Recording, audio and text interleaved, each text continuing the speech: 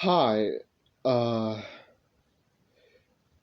I, I, I am so sorry for going on a, almost, 4 or 5 month hiatus.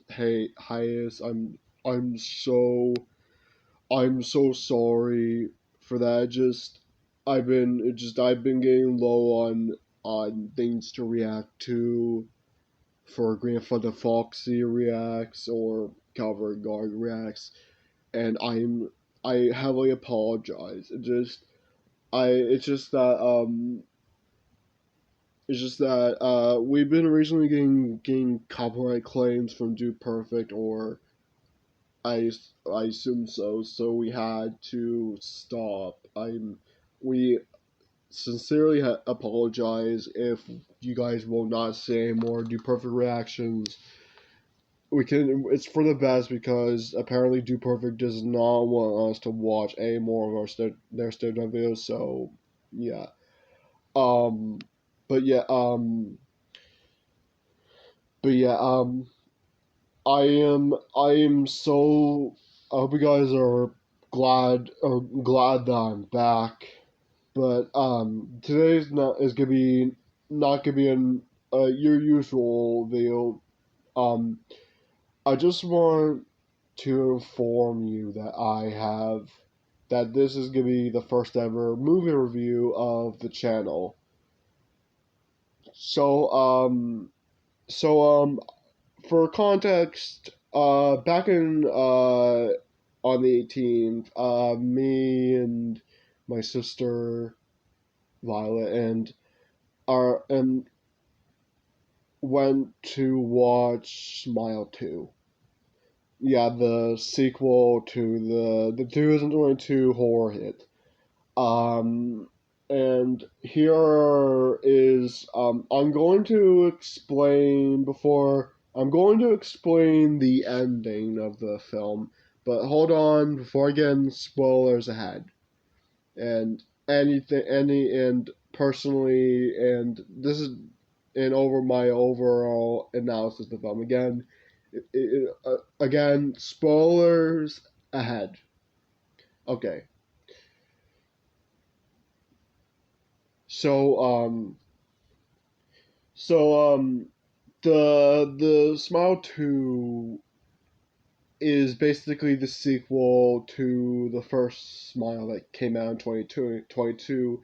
And if you guys don't know what the film is about, it's about a therapist named Dr. Rose Carter who, after witnessing a recent patient of hers do the unthinkable, she starts to see hallucinations and stuff that is revealed to be some kind of like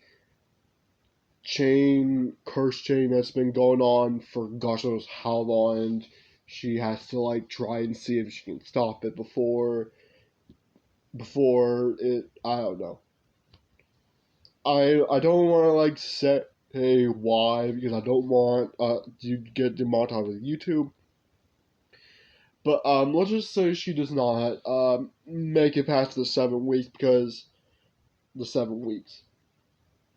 And at the end of the film, she unfortunately just I don't know.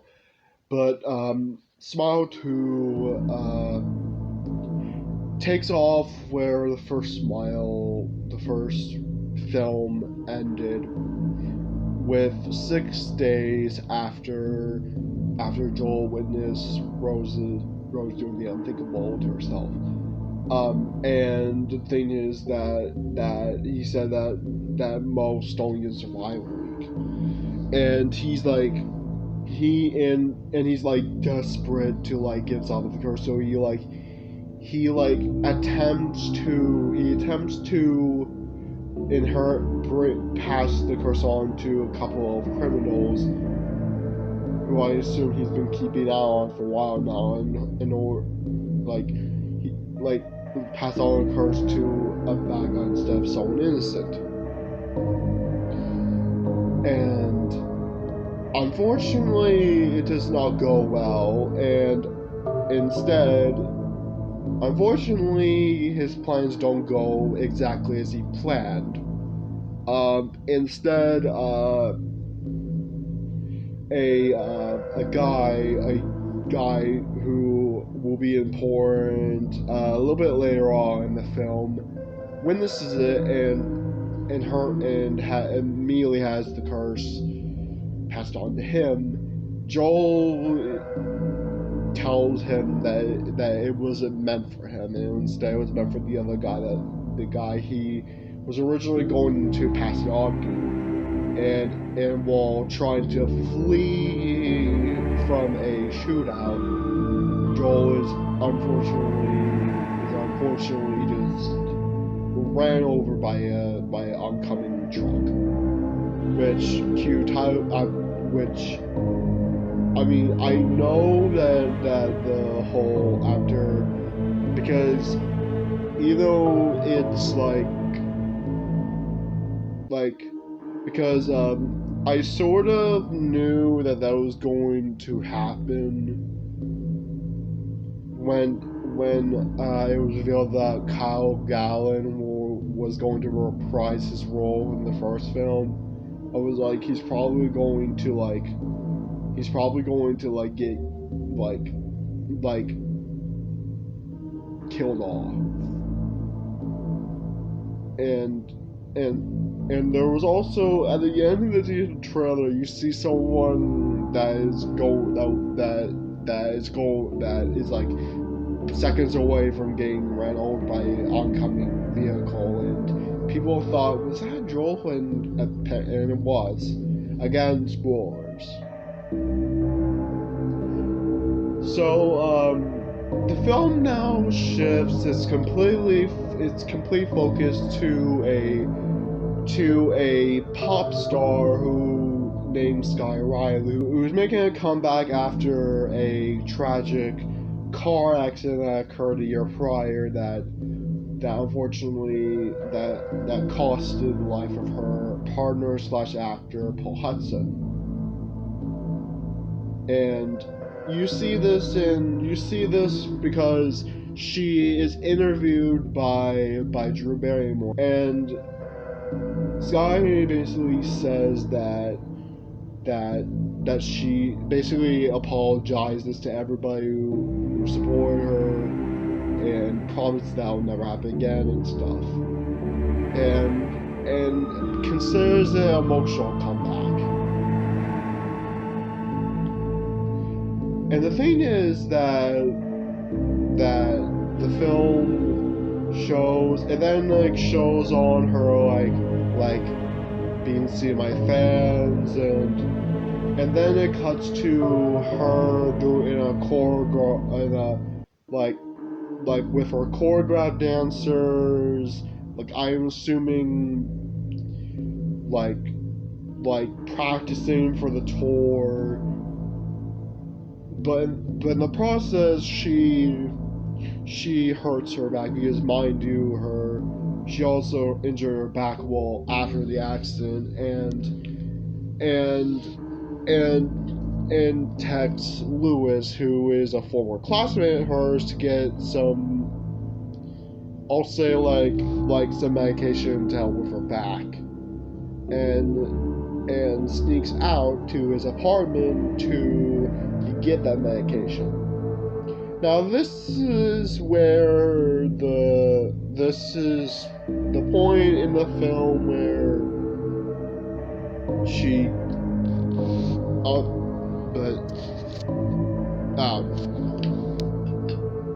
arrives, and instantly Lewis is all frantic. He doesn't remember texting her, he is on the edge, he claims he's having the worst week.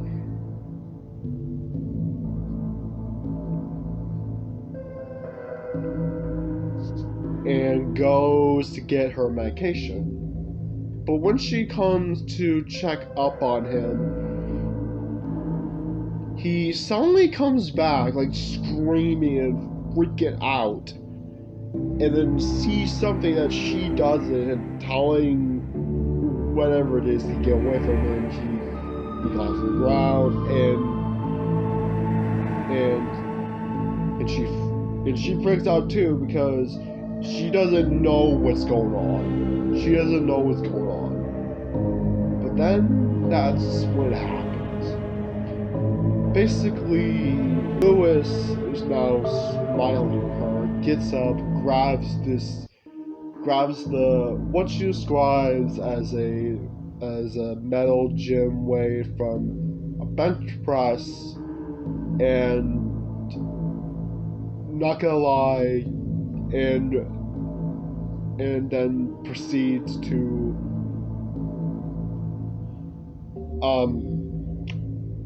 obliterate, I kid you not, obliterate his whole face with it 3 whole times, all while she's watching, not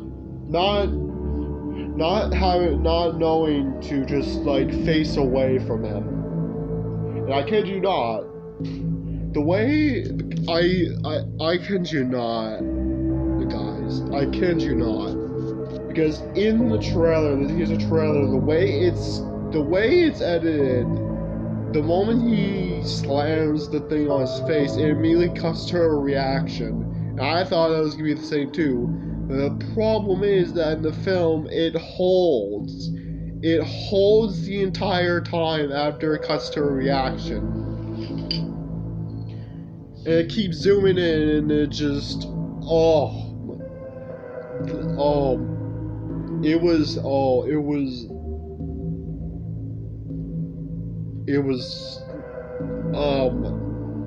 like, it's something, there are like scenes like that I can't show you on YouTube.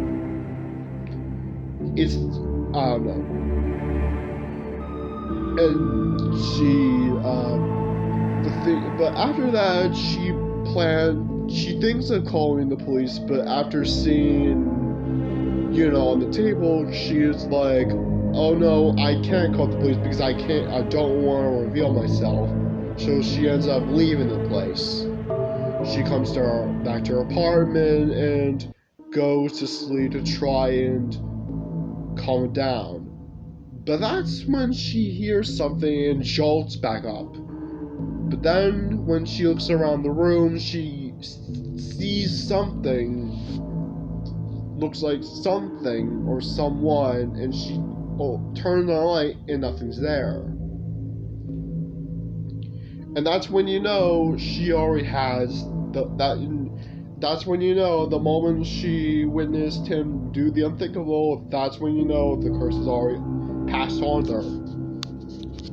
So she starts seeing things. She starts seeing things, like she starts seeing Lewis like everywhere. Where she's in her dressing room and she's like Googling something related to when she was in the apartment, and that's when she gets a random text number from a random text saying that they knew that she was at his apartment. But then she hears something like the noise she heard in her apartment last night. And then that's when she sees Lewis behind her in the mirror. She turns around, sees nothing there, and turns back around, and he's like there. It's like, and that's when he uses hands to like stretch her mouth until like almost look like she's laughing, and she screams and nothing's there. And she continues to hallucinate.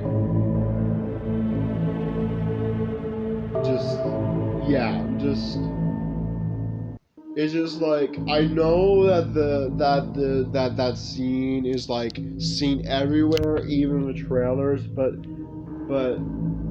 it's just unexpected. Because I know the jump scare was coming, but I just didn't see it. And the movie has moments like that. And I'll get on that later. After that, we then cut to her at meet and greet, the typical meet and greet. She's meeting fans, ones who are excited, those who are asking her to check out their stuff, those who are like thanking her for getting them through hard times, like hard breakups, and allowing them to pose with matching poses, photos. But that's when we get to Alfredo, and who Skye then finds out to be a really, really creepy, obsessed fan who basically tells her that he would be happy and tells her that she's beautiful in the most creepiest way possible, and in the process, and in doing so, manages to get himself dragged away by security. And after a short break, after a little short break, she comes back, only to see a girl who approaches her who is smiling and not talking. She signs her name on the girl's shirt like we saw at the end of the trailer, and stops her phone with her, but the whole time she's looking at the girl is unsettled. You can even see in her face like she like, you okay? You okay? Like you could tell that she is a little bit creeped out. But it's like the thing is that I feel like the girl that we see Skye sign her shirt with was actually real. Like I'm sure that Skye did actually sign her shirt, but I think it's only the creepy smile that only Skye could see, and I'm sure in reality the girl was probably like looking right at Skye's assistant Joshua, who probably most likely I say is totally a Gen Z. Like I could tell it's mostly a Gen Z. It's mostly a Gen Z.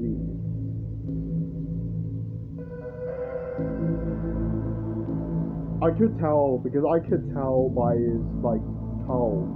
They definitely a Gen Z. So I'm sure that girl was actually real, and that girl was actually there. It's just the smile, the creepy smile that only Skye could see.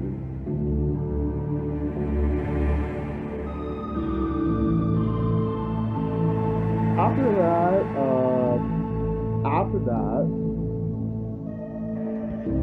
that, Skye at her apartment decides to reunite with Gemma, who used to be her best friend, but who I actually correct myself, a strained best friend. Because mind you, they weren't too keen with each other. They both call themselves toxic. So not the best friendship. So she decides to text her, call her, and luckily Gemma responds and is like, "I can come up to your place." But that night, while Skye is performing one of her songs on her piano, suddenly her water bottle falls. But I'll get into the water bottle thing later. But once she gets to the broom, she sees the clothes and the shirt of Alfredo, who's naked, mind you, charges at her, only for it to be a hallucination as well. AKA, but to Skye, he disappeared. But the audience, we know that that was a hallucination. Gemma appears and Skye apologizes, and Gemma's like, nah, it's okay. I need that apology so much. And after that, Skye tells Gemma about what happened, and when Skye asked Gemma if she should have called the police, and Gemma's like, no, do not do that, because it will mess up the tour. It will mess up the tour in your life. Which is kind of reasonable. Because mind you, that Lewis is also a drug dealer. Again, I have to whisper that so YouTube does not say anything again, like demonetize us. But that night, after waking up from a nightmare of her car crash incident, Skye goes on this monologue where she feels like everything is falling apart and she's all alone and she doesn't know how to block out the noise. But that's when Gemma says that it's because Skye's a horrible person. But then it's revealed to be a hallucination because she smiles and just scares Skye off of her bed. But then it's revealed that it's morning and Skye is late to her performance, which, mind you, she breaks her leg. She breaks her leg during the performance, of her performance of Blood and White Satin, which actually didn't happen since the camera pans out to reveal that their leg isn't actually broken. Yet she lashes out of who done it. And as she walks up the stage and marches back to her dressing room and just not having it, she sees Joshua walk away from her dressing room smiling at her, and she opens the dressing room door to find the dressing room trashed, and she lashes out at Joshua, but like, why did you trash my dressing room? And Joshua's like, why would I do that? And it's where, and then it gets to where, and then she and her mother have a talk, and she's like, I cannot do this,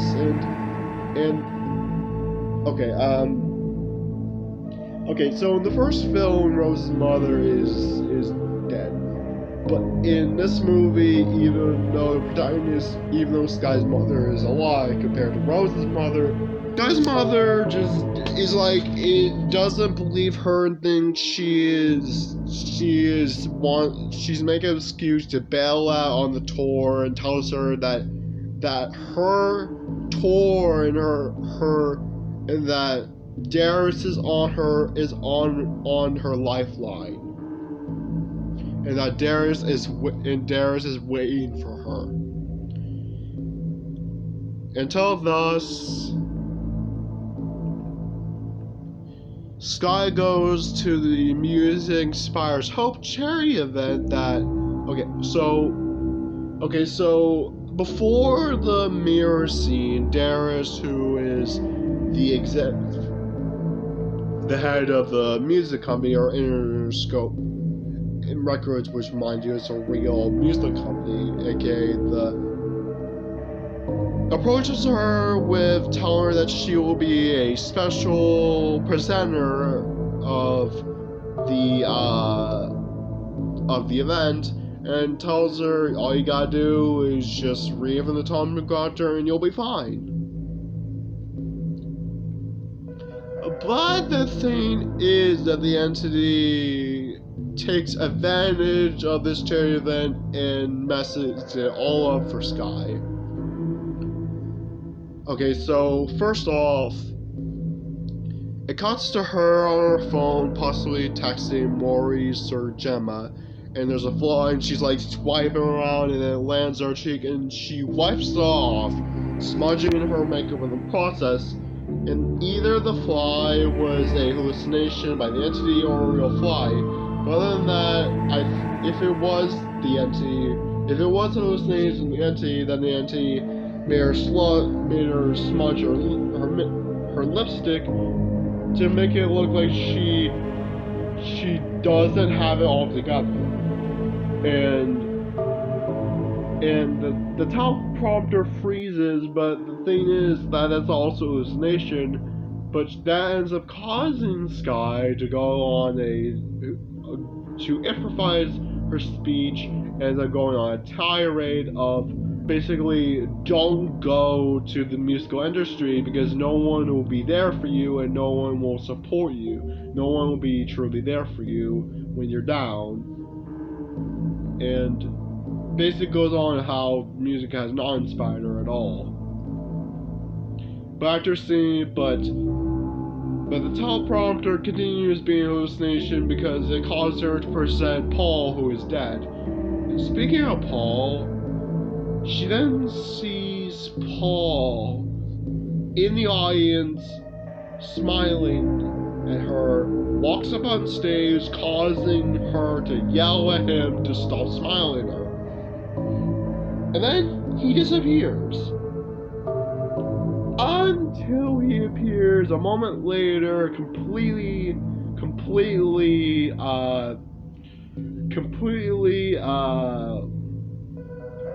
his head bleeding. But then that causes her to accidentally knock a elderly person that was on stage with her, and actually knocks her over to the floor. Possibly, and I think the entity did all of that to humiliate herself in front of Darius and make her feel bad, and make her look bad. Not just the smudged lipstick, not just the improvised speech, but actually I think it's mostly the speech. Desperate,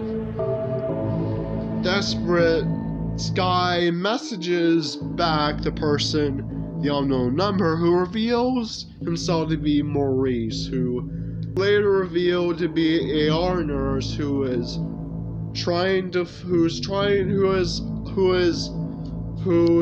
investigating the whole thing after the curse had taken away his brother, who was a previous host or a previous victim of the curse, and tells Skye that he has a way to get her out of the curse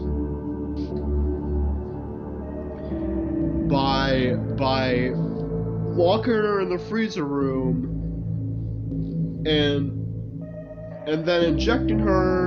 That he'll wait 8 minutes and then inject adrenaline into her heart and temporarily technically kill her, so he can resurrect her and get the entity's grasp off of her. However, at the time, Skye thinks that Maurice is crazy and ends up fleeing after being recognized by some fans. Skye goes back to her apartment only to be attacked by the entity again, but this time in the form of her choreographed dancers, who ends up following her to a concussion. But then it's revealed in a flashback that it was actually Skye that caused the car crash in the middle of an argument that Paul and her were having while being very intoxicated. Skye wakes up in a wellness retreat, and her mother Elizabeth get into an argument where Elizabeth is like, do you realize what you're doing? You're gonna throw away all of this stuff. Go ahead, take it. Go ahead, throw away. I don't care. And Skye is like telling her mother that she doesn't understand what she's going through and stuff. But that's when it leads to the unexpected moments of film that I have ever, that actually, this one made me jump, like, in the theater when I first saw this. After Skye says, indeed, this is a spoiler, by the way, so again, spoilers ahead. When Skye says, "I wish you could see what goes through inside my head," the demon responds, "I tasted what's inside your head." But it immediately shifts the smile entity, and no joke, I jumped when I first saw and heard her mother immediately switch to the smile entity. And Skye could only watch in horror as her mother basically grabs a glass shard out of a broken mirror that she smashed, and just, you know what she does. Skye runs away, runs to the door, only to see that she is holding the shard, realizing that she had unknowingly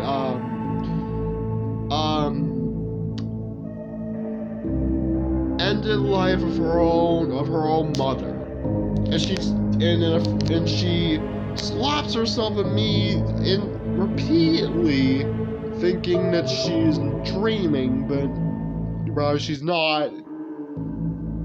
And she ends up fleeing for the wilderness retreat, like grabbing a pistol out of a security guard, hijacking a car along with Gemma, but mind you, in the process of accidentally injuring herself in the foot with a broken glass, and gets the address of the place, and manages to get the address of the place that Maurice wants to do this whole thing with, which is Staten Island, and tells Gemma to drive there, and Gemma's like, what the? But at the same time, Skye tells her that she wants her to pull over. But that's when Skye gets a call from Gemma. She answers it, and in a twist, it's revealed that the real Gemma has just called her back. Immediately revealing that the entity was impersonating her the whole time. And Skye says, "You're not in control, I am." And then it then cuts to Skye suddenly being in control of the vehicle and drives all the way to a abandoned Pizza Hut, where Maurice gets her to a freezer room, and we're just like, "Why did you change your mind?" And Skye is like, "Everything has fallen apart, it hurt. Everything is hurt because of me, and I can be the only one who can stop this thing, because I don't want to let this thing ruin me." But after Maurice changes Skye out of her clothes, because mind you, her clothes are stained with PLOD.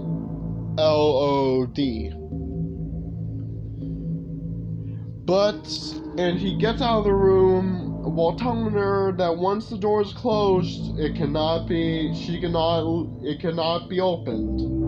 Once the door is closed from the inside, it cannot be opened. But as she waits, that's when the entity appears, but in Skye's past form from a year ago and the night of the accident, and the two just have a brawl, have an attack. The entity grabs Skye by the hair and throws her to the floor and pins her to the floor.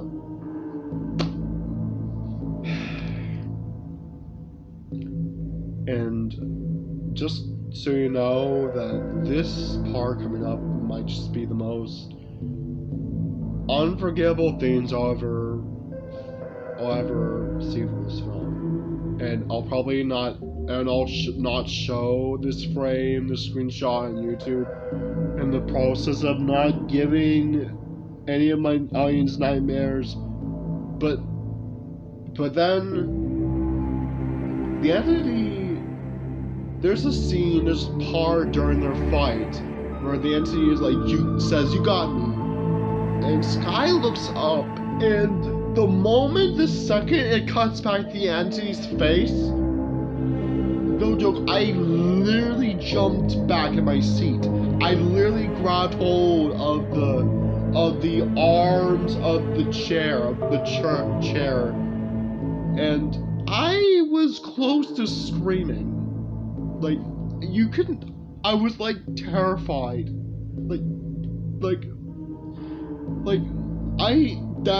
The face that entity made is like so nightmare fuel. It's like Lord March's jump scare, but even more creepier.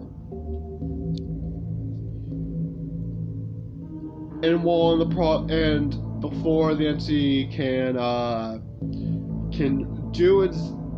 do what it can do, Skye fights back.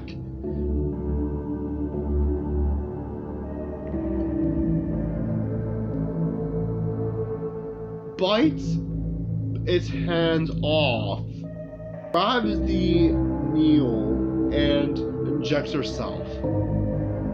But just when we think that Skye had won, the entity then giggles, and then then it's revealed that there's no needle in her hand, because the entity reveals that Skye is not, that none of what Skye has been experiencing is real, because Skye is not in the freezer room of the Bandit Pizza. She in reality is on stage during her open night of her world tour. And then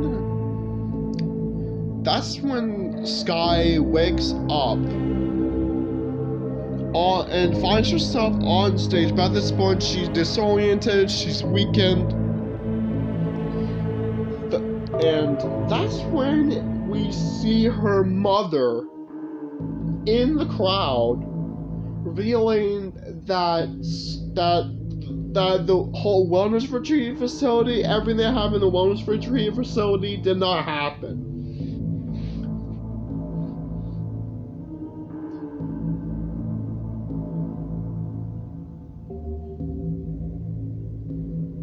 Skye then sees herself, which is the entity, by the way, who then ends up revealing its true form. Skye falls in a trance. The entity crawls itself from her mouth by literally using his hands to break apart her mouth. However, to the audience, Skye is seen on the ground choking on the floor. Skye then gets up, and then it's revealed that Skye is now possessed. Smiles at her entire audience, and you know that as soon as you see her turn around and smile, you know that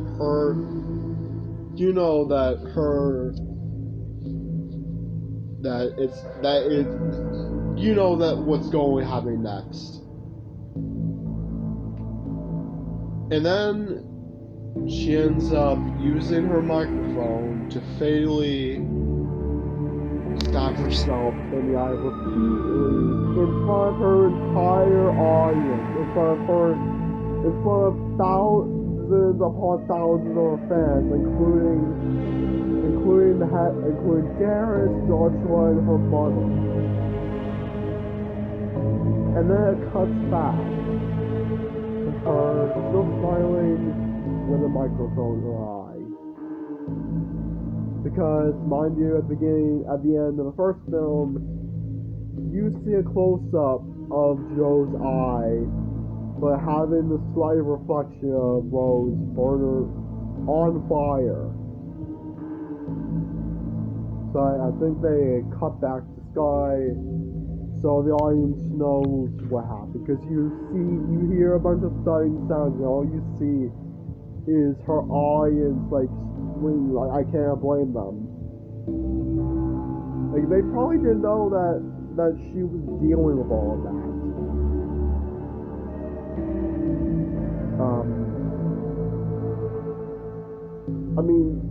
I know that this ending was, I already knew this ending was going to happen as soon as it was revealed that the protagonist of the movie is going to be a pop star, and I thought, oh, she's probably going to pass a small curse onto her fans. And a lot of people who saw the movie, the teaser trailer, thought that too.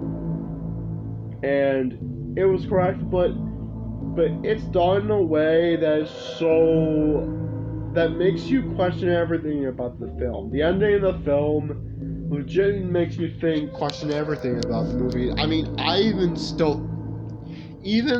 still question it, because it buries the question. Sorry, pun not intended.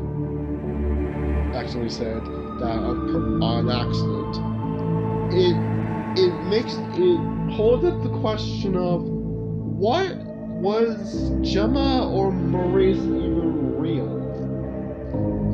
Because, I like to think that, considering the fact that all that was a false reality, everything that happened after the moment she woke, I like to believe that everything that happened, I like to believe that the moment she woke up in Wolf Retreat, all that was a false reality, and that Gemma did actually come to her place, and that Maurice did actually meet up with her. The text messages he sent were actually real, but people are still thinking otherwise. But it's just my theory. It's just but that's why I like to believe what happened.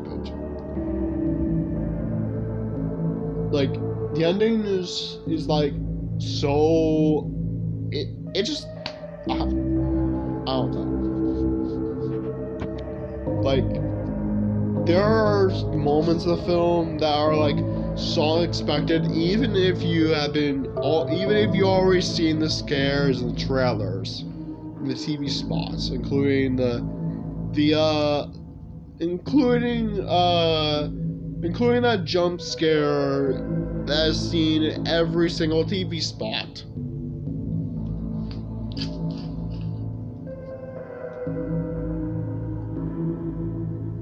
And heck, even the full official trailer. But there's a thing that bothers me about the ending, about the film. And one more thing, I want to comment on the whole boss thing about part of the movie. Just the fact that that the actress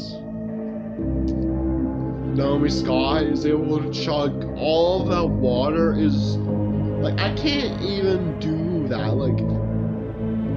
It's just so mind-boggling to think that.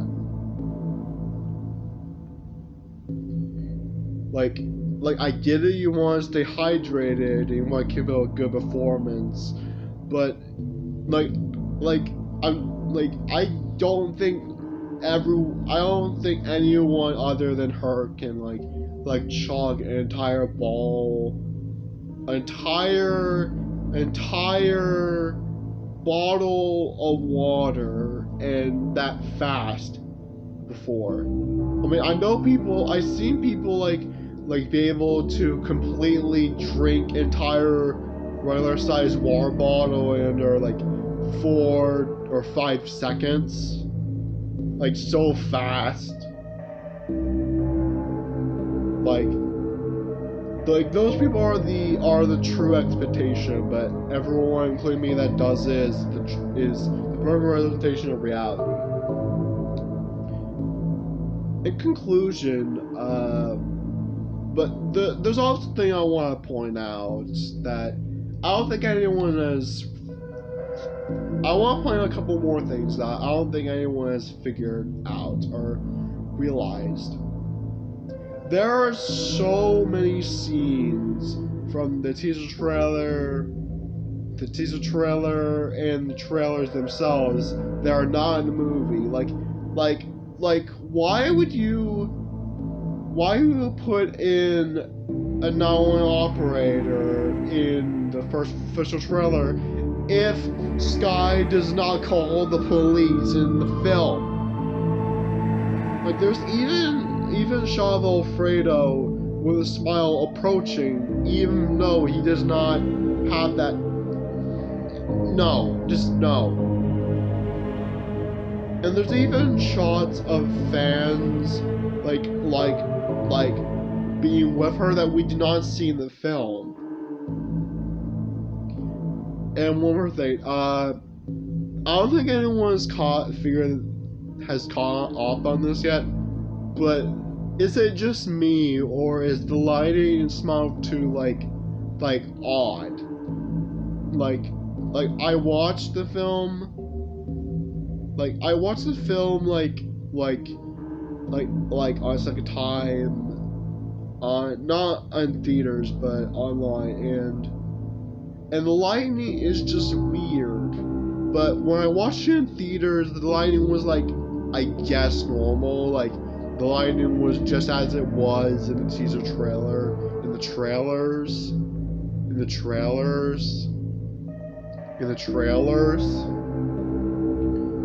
But when I watched the movie, it's like most of it was like a little bit brightened up while I did it.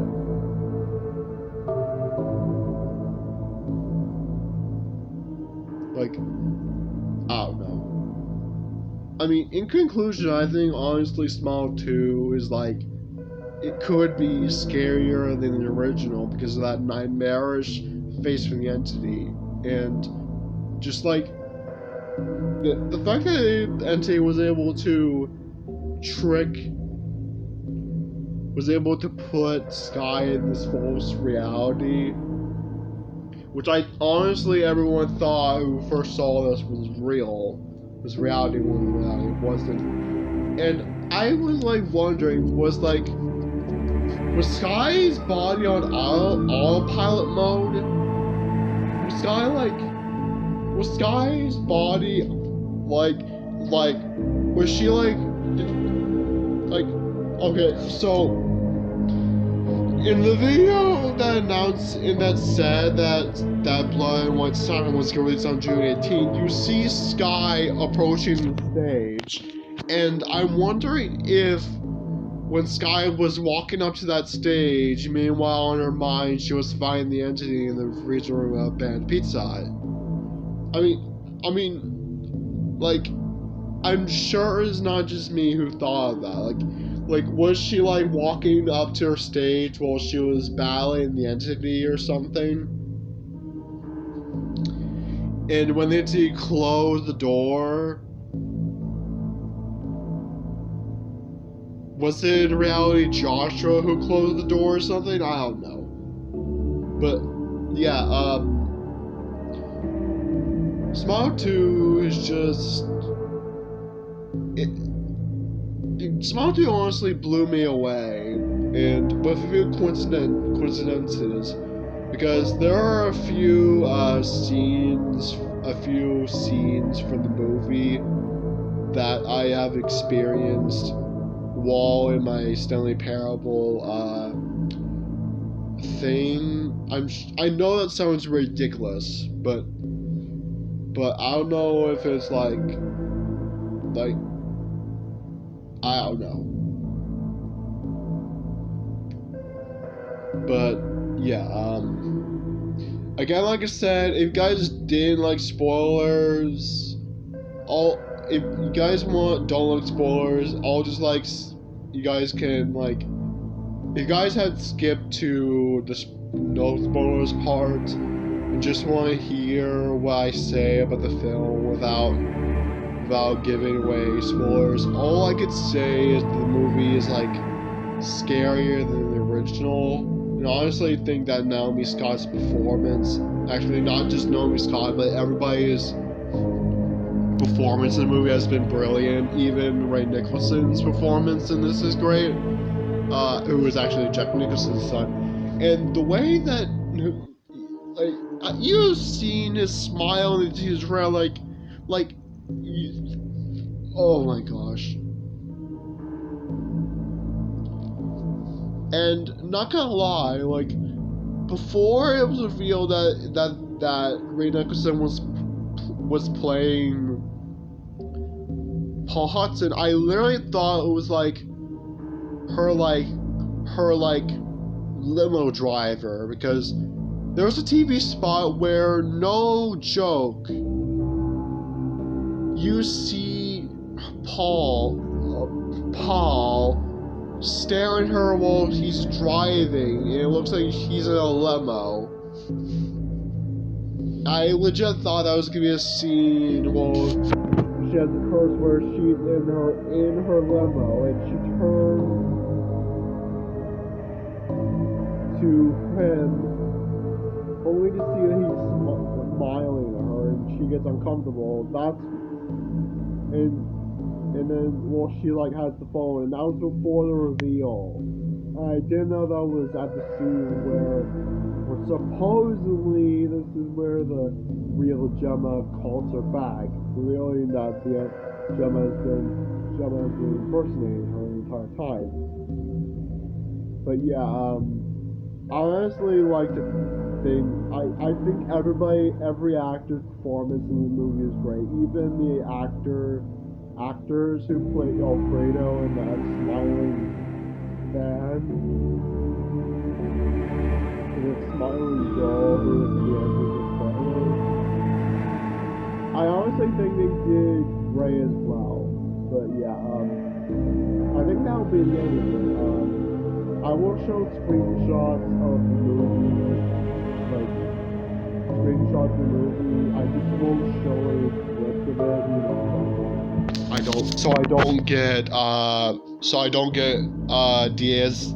don't get copyrighted by Paramount. But yeah, with that review out of the way, I just want to continue to say, guys, if you guys made it this far, then I just want to apologize for not uploading anything these past few months. It's just I've been running low on video ideas. I'm just getting low on things to react to that won't get me copyrighted. So yeah, I heavily apologize. But don't worry, I am doing great. Don't worry. Because I'm not trying to I'm not doing this on purpose to make it. I'm not doing this hiatus on purpose to make it seem like I'm not the main character of this channel. Because trust me, I am really getting low on things to react to. So you can leave if you can actually leave some suggestions on what I should do that won't get me copyrighted, then I would highly appreciate that. So yeah, I am so glad to see you guys again, and yeah, and maybe I will continue reacting to Hidden in Plain Sight. Maybe I will not. But yeah, I am so glad to see you guys again after 4 to 5 months. I'm so sorry. But I promise you I will try. I will try to continue uploading. That I promise that I'm not trying to be like Foxy who's like occasionally posting. I'm not trying to be him. But yeah, no offense to Foxy who's possibly watching this. But yeah, this is Green Foxy, or should I say Calvary Guard. Till next time, till next video, see you guys. Guys, into this review, this first movie review, again, I'm sorry for spoiling any of the movie for you guys, but I just wanted to get on the Smile 2 hype train, and yeah, I want to know what your thoughts are on the movie, and yeah, until the video, I will see you guys. Peace.